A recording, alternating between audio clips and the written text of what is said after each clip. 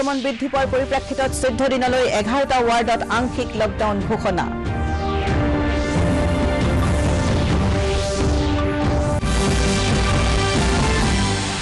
ৰাজ্যত কৰোনাত আক্ৰান্তৰ সংখ্যা 6282 লৈ বৃদ্ধি আৰোগ্যৰ হাৰ 63%।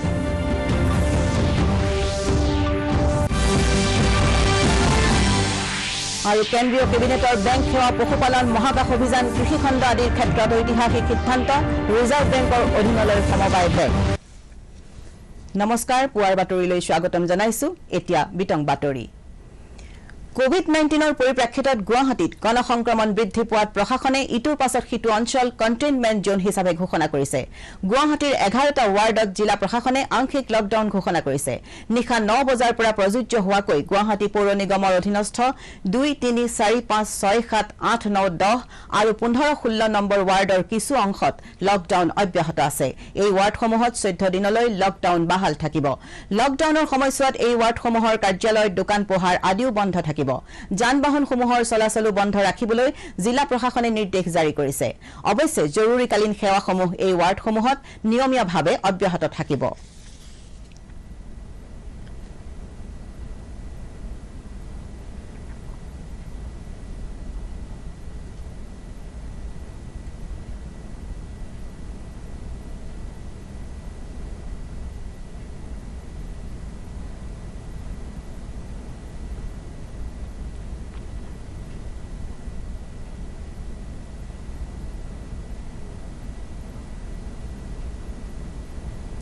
গুৱাহাটীত যোৱা 48 ঘণ্টাত ভালে সংখ্যক সুৰক্ষা আৰু স্বাস্থ্য কৰ্মী কোভিড-19ৰ দ্বাৰা সংক্ৰমিত হোৱাৰ লগতে কোনো ভ্ৰমণ ইতিহাস নোহোৱাকৈ একাংশ লোক এই মহামাৰীত আক্ৰান্ত হোৱাৰ পৰিপ্ৰেক্ষিতত ৰাজধানী চহৰখনত 11টা ৱাৰ্ডত আংশিকভাৱে লকডাউন দিবলগীয়া হৈছে। এই সন্দৰ্ভত আমাৰ সংবাদদাতা মৃদুস্মিতাৰ এই প্ৰতিবেদন।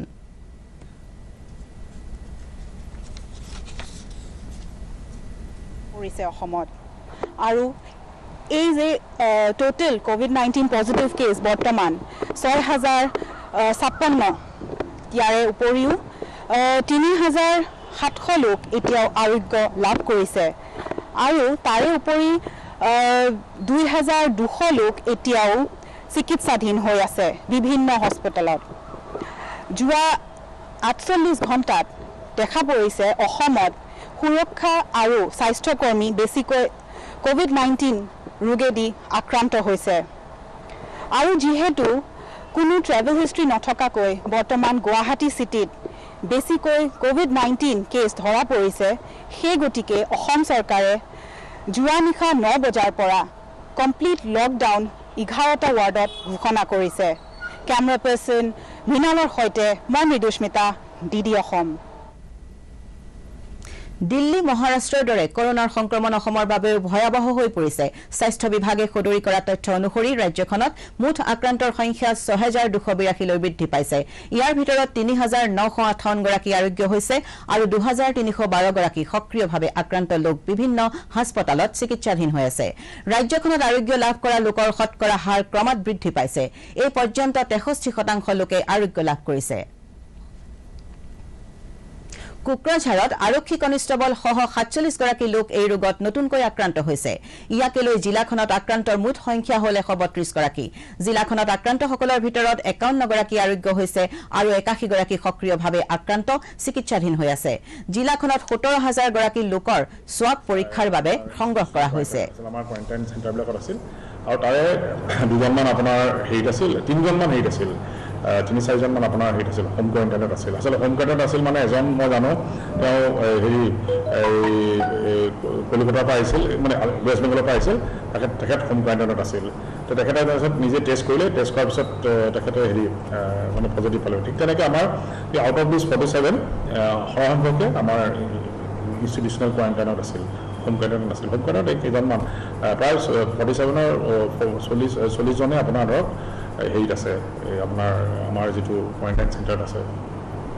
বেছিভাগে আমাৰ মই চাইছোঁ ইয়াত বেছিভাগে আমাৰ চাই যিটো কোৱাৰেণ্টাইন চেণ্টাৰ তাত আছে আৰু এটা দুটা বাহিৰতো আছে, কিন্তু বেছি সংখ্যকে আমাৰ চাই যিটো কোৱাৰেণ্টাইন চেণ্টাৰ তাতে আছে। সমগ্ৰ দেশত কৰোনাৰ সংক্ৰমণৰ ভয়াৱহতা অব্যাহত আছে। কৰোনাত আক্ৰান্ত হৈ দেশত মৃত্যু হোৱা লোকৰ সংখ্যা 14,907 জনলৈ বৃদ্ধি পাইছে। এই পৰ্যন্ত দেশত 4,72,985 গৰাকী লোক আক্ৰান্ত হৈছে। ইয়াৰ ভিতৰত 2,71,688 গৰাকী লোক আৰোগ্য হৈছে। দিল্লী, মহাৰাষ্ট্ৰ আদি ৰাজ্যসমূহত আৰোগ্য লাভ কৰা লোকৰ সংখ্যা বৃদ্ধি পাইছে যদিও সমান্তৰালকৈ আক্ৰান্তৰ সংখ্যাও বৃদ্ধি পাইছে। শেহতীয়াকৈ অন্য কেইখনমান ৰাজ্যতো ইজনৰ পাছত সিজনকৈ লোক কৰোনাত সংক্ৰমিত হৈছে। স্বাস্থ্য আৰু পৰিয়াল কল্যাণ মন্ত্ৰালয়ে সদৰি কৰা তথ্য অনুসৰি দিল্লীত মুঠ আক্ৰান্তৰ সংখ্যা 66,602 গৰাকীলৈ বৃদ্ধি পাইছে। সেইদৰে মহাৰাষ্ট্ৰত সৰ্বাধিক 1,39,010 গৰাকী লোক আক্ৰান্ত হৈছে। মহাৰাষ্ট্ৰত দেশৰ ভিতৰতে সৰ্বাধিক 6,531 গৰাকী লোক মৃত্যুমুখত পৰিছে। গুজৰাট আৰু তামিলনাডুতো ক্ৰমে 28,371 আৰু 64,603 গৰাকী লোক কৰোনাত আক্ৰান্ত হৈছে। শেহতীয়াকৈ উত্তৰ পূবৰ আটাইকেইখন ৰাজ্যতে কৰোনাত আক্ৰান্তৰ সংখ্যা বৃদ্ধি হ'বলৈ ধৰিছে। শেহতীয়া তথ্য অনুসৰি অৰুণাচলত 148 গৰাকী, মণিপুৰত 921 গৰাকী, মেঘালয়ত 46 গৰাকী, মিজোৰামত 142 গৰাকী, নাগালেণ্ডত 330 গৰাকী, ছিকিমত 79 গৰাকী আৰু ত্ৰিপুৰাত 1,259 গৰাকী লোক আক্ৰান্ত হৈছে। বিশ্বত কৰোনাত আক্ৰান্ত লোকৰ সংখ্যা 95 লাখ অতিক্ৰম কৰিছে। শেহতীয়া তথ্য অনুসৰি 95,27,099 গৰাকী লোক বিভিন্ন দেশত আক্ৰান্ত হৈছে। আমেৰিকাত 24,63,271 গৰাকী, ব্ৰাজিলত 11,92,474 আৰু ৰাছিয়াত 6,06,881 গৰাকী লোক কৰোনাত আক্ৰান্ত হৈছে। ইয়াৰ ভিতৰত 51,75,240 গৰাকী লোক আৰোগ্য হৈছে যদিও মৃত্যুৰ সংখ্যা 4,84,956 লৈ বৃদ্ধি পাইছে।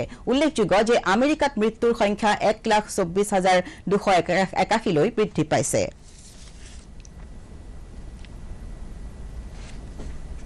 প্ৰধানমন্ত্ৰী নৰেন্দ্ৰ মোদীৰ অধ্যক্ষতাত কালি অনুষ্ঠিত কেন্দ্ৰীয় কেবিনেট বৈঠকত কেইবাটাও ঐতিহাসিক সিদ্ধান্ত গ্ৰহণ কৰা হয়। বেংক সেৱা, পশুপালন, মহাকাশ অভিযান, কৃষি খণ্ড আদিৰ ক্ষেত্ৰত কেবিনেটে ভালেকেইটা গুৰুত্বপূৰ্ণ সিদ্ধান্ত লয়। তাৰ ভিতৰত সমবায় বেংকসমূহক ৰিজাৰ্ভ বেংকৰ নিৰীক্ষণৰ অধীনলৈ অনাৰ বাবে কেন্দ্ৰীয় কেবিনেটে সিদ্ধান্ত গ্ৰহণ কৰে। কম দিনৰ ভিতৰতেই এখন বিধেয়কৰ জৰিয়তে নিৰীক্ষণ প্ৰক্ৰিয়াটো ৰিজাৰ্ভ বেংকৰ অধীনলৈ অনা সন্দৰ্ভত গ্ৰহণ কৰা সিদ্ধান্তৰ কথা কেন্দ্ৰীয় মন্ত্ৰী প্ৰকাশ জাভড়েকাৰে সদৰি কৰিছে।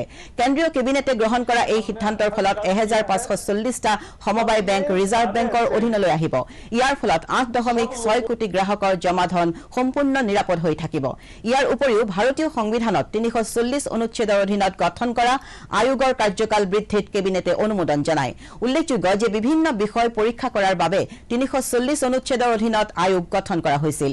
কেন্দ্ৰীয় মন্ত্ৰী জাভড়েকাৰে লগতে জনায় যে উত্তৰ প্ৰদেশৰ কুশীনগৰ জিলাৰ আন্তঃৰাষ্ট্ৰীয় বিমানবন্দৰটোৰ উন্নয়ন কৰাৰ বাবে কেবিনেটে সিদ্ধান্ত লয়।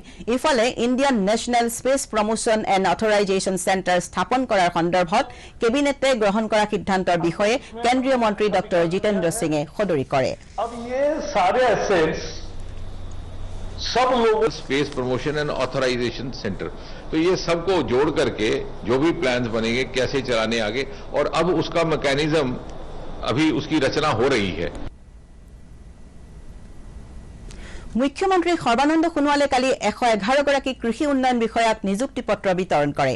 অসম লোকসেৱা আয়োগে বাছনি কৰি দিয়া 111 গৰাকী কৃষি উন্নয়ন বিষয়াক নিযুক্তি পত্ৰ বিতৰণ কৰি মুখ্যমন্ত্ৰী সোণোৱালে কয় যে নিযুক্তি লাভ কৰা প্ৰতিজন বিষয়া একোজন কৃষি বিজ্ঞানী।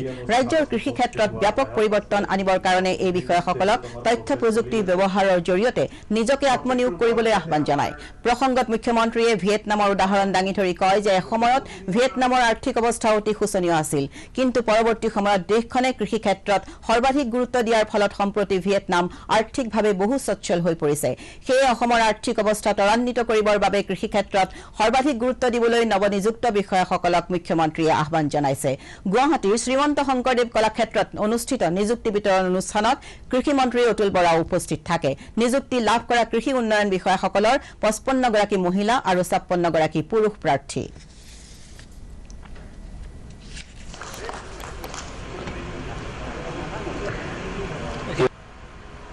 সেই লক্ষ্য সন্মুখত ৰাখি আত্মনিৰ্ভৰ ভাৰত যেনেধৰণে নিৰ্মাণ প্ৰক্ৰিয়াক আত্মনিয়োগ কৰাৰ বাবে মাননীয় প্ৰধানমন্ত্ৰী ডাঙৰীয়াই ভাৰতবৰ্ষৰ প্ৰতিখন ৰাজ্যৰ জনতাক আহ্বান জনাইছে।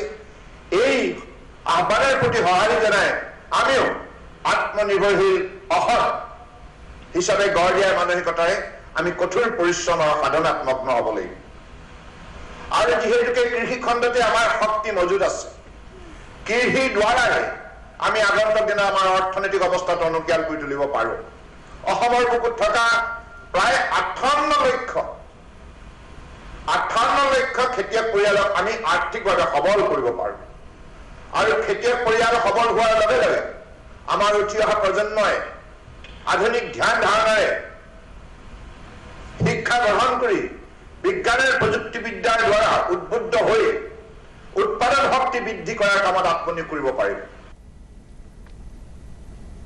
ৰাজ্যৰ কেইবাখনো জিলাত বানে সংহাৰী ৰূপ ধাৰণ কৰিছে জিয়াধলৰ বানত ধেমাজি জিলাৰ পশ্চিম ধেমাজিৰ 30খন গাঁৱৰ খেতিপথাৰ সম্পূৰ্ণভাৱে বানত বুৰ গৈছে ৰাইজে ঘৰবাৰী এৰি ওখ স্থানত আশ্ৰয় লৈছে কেকুৰি ভজুগাঁও কেঁচুখনা আদিকে ধৰি কেইবাখনো গাঁৱৰ প্ৰায় 1500 লোক কেইবাটাও শিবিৰত আশ্ৰয় লৈ আছে শিৱসাগৰ জিলাৰ নাজিৰাত দিখৌ নৈৰ প্ৰলয়ংকৰী বানৰ কিছু উপশম ঘটিছে যদিও বহু পৰিয়াল এতিয়াও আশ্ৰয় শিবিৰতে আছে বিৰোধী দলপতি দেৱব্ৰত শইকীয়াই বিহুবৰ ৰমণী ৰজাভেটা আদি অঞ্চলত উপস্থিত হৈ বানপীড়িত লোকৰ বুজ লয় কেন্দুগুৰি উচ্চ মাধ্যমিক বিদ্যালয়ৰ আশ্ৰয় শিবিৰত থকা 9টা পৰিয়ালে পানী আৰু বিস্কুট খাই থকাটো দেৱব্ৰত শইকীয়াই প্ৰত্যক্ষ কৰে আৰু তৎকালে যাৱতীয় ব্যৱস্থা লবলৈ নাজিৰা মহকুমা প্ৰশাসনক নিৰ্দেশ দিয়ে ইফালে বানৰ কবলত পৰিছে তিনিচুকীয়াৰ বাগজান অঞ্চলটোৰ মূল পথৰ এখন পকী দলং কালি বানে উটুৱাই লৈ যায় অন্য কেইবাখনো জিলাতো বানে বিস্তৰ ক্ষতি সাধন কৰাৰ বাতৰি আহিছে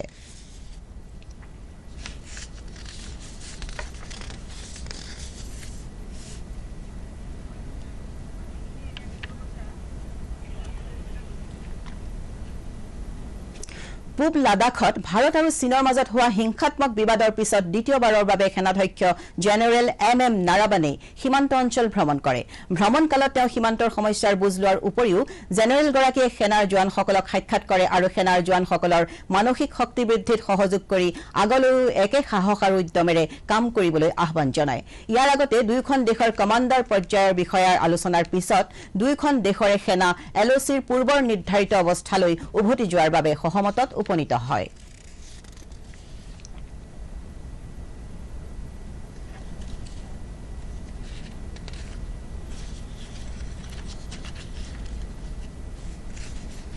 ভাৰত ৰাষ্ট্ৰসংঘৰ নিৰাপত্তা পৰিষদত স্থায়ী সদস্য হোৱাৰ ক্ষেত্ৰত ৰাছিয়াই সমৰ্থন আগবঢ়াইছে ৰাছিয়াৰ বৈদেশিক মন্ত্ৰী সেৰ্গেই লাভৰোভে কয় যে ৰাষ্ট্ৰসংঘৰ সংশোধনীৰ ক্ষেত্ৰত ৰাছিয়া ভাৰত আৰু চীনৰ বৈঠকত আলোচনা হৈছে আৰু ৰাছিয়াই ৰাষ্ট্ৰসংঘৰ নিৰাপত্তা পৰিষদত ভাৰত স্থায়ী সদস্য হোৱাটো বিচাৰে ৰাছিয়াৰ বৈদেশিক মন্ত্ৰীজনে লগতে কয় যে ভাৰত ৰাষ্ট্ৰসংঘৰ নিৰাপত্তা পৰিষদৰ পূৰ্ণাংগ সদস্য হওক উল্লেখযোগ্য যে ৰাষ্ট্ৰসংঘৰ নিৰাপত্তা পৰিষদত 5খন ৰাষ্ট্ৰ স্থায়ী সদস্য আৰু 10খন ৰাষ্ট্ৰ অস্থায়ী সদস্য হিচাপে আছে ভাৰত নিৰাপত্তা পৰিষদৰ অস্থায়ী সদস্য ৰাষ্ট্ৰ হিচাপে নিৰ্বাচিত হৈছে অস্থায়ী সদস্য ৰাষ্ট্ৰ হিচাপে ভাৰতৰ দুবছৰীয়া কাৰ্যকাল 2021 চনৰ 1 জানুৱাৰীৰ পৰা আৰম্ভ হ'ব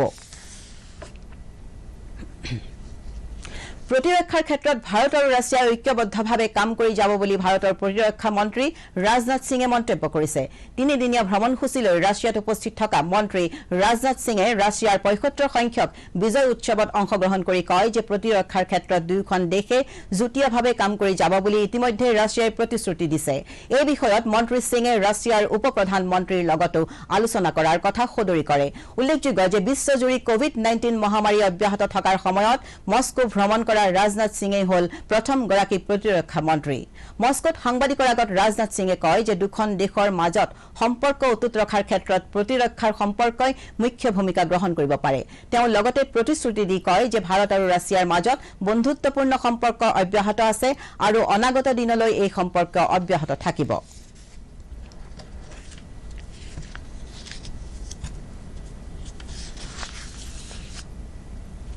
বাগজান তৈলক্ষেত্ৰৰ অগ্নিকাণ্ড নিৰ্বাপন কৰিব পৰাকৈ ভাৰতীয় সেনাই নিৰ্মাণ কৰি থকা দলঙৰ নিৰ্মাণ প্ৰায় সম্পূৰ্ণ হৈ উঠিছে 5 নম্বৰ খাদৰ ওচৰলৈ যাব পৰাকৈ দিনে নিশাই কাম কৰি সেনাৰ দলে দলংখনৰ নিৰ্মাণ প্ৰায় সম্পূৰ্ণ কৰি তুলিছে উল্লেখযোগ্য যে ভালে কেইজন বিদেশী বিশেষজ্ঞ উপস্থিত হৈও বাগজানৰ 5 নম্বৰ খাদৰ অগ্নি নিৰ্বাপন কৰিবলৈ সক্ষম হোৱা নাই ফলত অইল ইণ্ডিয়া লিমিটেডে 14 জুনত জিলা প্ৰশাসনৰ জৰিয়তে ভাৰতীয় সেনাক দলং নিৰ্মাণৰ বাবে অনুৰোধ জনাইছিল প্ৰশাসন আৰু অইল ইণ্ডিয়া লিমিটেডৰ অনুৰোধ মৰ্মে সেনাবাহিনীয়ে দিনে নিশাই দলং নিৰ্মাণত ব্যস্ত আছিল অইলৰ জনসংযোগ বিষয়া ত্ৰিদীপ হাজৰিকাই দূৰদৰ্শনৰ আগত কয় যে সেনাৰ সহযোগত তৎপৰতাৰে অগ্নি নিৰ্বাপন কৰিবলগীয়া ঠাইলৈ এখন দলং নিৰ্মাণ কৰি উলিওৱা হৈছে ব্লো আউট হ'ল আৰু তাৰ পাছত 9 তাৰিখে তাত জুই লাগিল আমি all India team ONGC CMT team আৰু বিদেশৰ পৰা আমি এক্সপাৰ্ট মাতি আনিছোঁ এলাৰ্ট কোম্পানীৰ আমি সকলোৱে মিলি যুদ্ধকালীন এটা মানে ক্ষিপ্ৰতাৰে কাম কৰি আছোঁ বহু মেচিনাৰী অসমৰ বাহিৰৰ পৰা আনিবলগীয়া হৈছে কিছুমান আইটেম কিছুমান সা সঁজুলি আমি বিদেশৰ পৰা আনিবলগীয়া হৈছে প্ৰায় প্ৰাৰম্ভিক কামখিনি সম্পূৰ্ণ হৈছেগৈ ভাৰতীয় সেনাৰ আমি সহায় লৈছোঁ এখন পন্টুন ব্ৰিজ তেওঁলোকে আজি বনাই সম্পূৰ্ণ কৰিলে বাতৰি শেষ হোৱাৰ আগতে প্ৰধান বাতৰিসমূহ আকৌ এবাৰ গুৱাহাটীত কৰোনা সংক্ৰমণ বৃদ্ধি পোৱাৰ পৰিপ্ৰেক্ষিতত 14 দিনলৈ 11টা ৱাৰ্ডত আংশিক লকডাউন ঘোষণা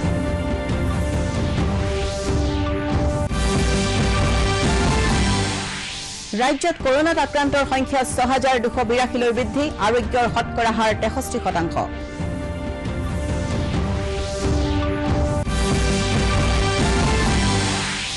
আৰু কেন্দ্ৰীয় কেবিনেটৰ বেংক সেৱা পশুপালন মহাকাশ অভিযান কৃষিখণ্ড আদিৰ ক্ষেত্ৰত ঐতিহাসিক সিদ্ধান্ত ৰিজাৰ্ভ বেংকৰ অধীনলৈ সমবায় বেংক পুৱাৰ বাতৰি ইমানেই নমস্কাৰ।